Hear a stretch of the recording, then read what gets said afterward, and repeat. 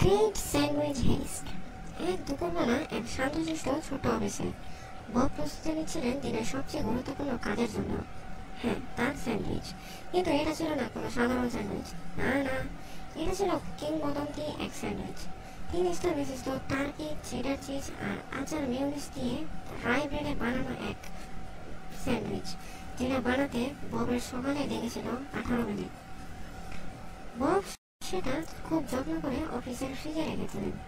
তাতে একটি লেবেল লাগালেন, যেটাতে লিখেছিল, এই স্যান্ডউইচটি ববের, ছুঁবে না। হ্যাঁ, তোমাকে বলছি কারণ। আর নিচে সতর্কের জন্য একটা ছোট খুলি আর হাড়ের ছবি আঁকলেন। ঠিক দুপুর 12:03।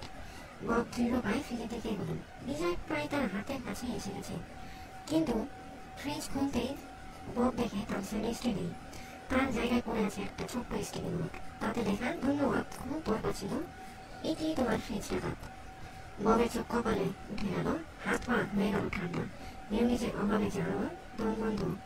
বব মন নিল এক পাকা গোয়েন্দায়।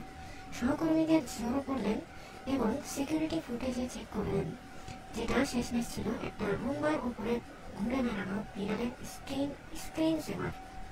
এমন সময় সে দেখতে পেল কারেন্টকে একটা খুবই সন্দেহজনক মোটা স্যান্ডউইচ খাচ্ছে। বব চেঁচিয়ে উঠল, কারেন্ট, এটা কি আমার স্যান্ডউইচ?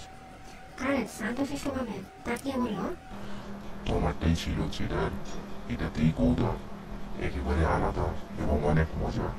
বব সোজা গিয়ে অজ্ঞান। ফ্রিজ ডাকাতকে আর কখনো ধরা যায়নি, কিন্তু আজও বব দুপুরের খাবার আনেন একটা তালাবদ্ধ টিপকেছে। সো এই গল্পের নৈতিক শিক্ষা কি জানেন? ফ্রিজকে কখনোই বিশ্বাস করবেন না, আর কারেন্টকে তো কখনোই বিশ্বাস করবেন না যদি তার হাতে থাকে একটা স্যান্ডউইচ।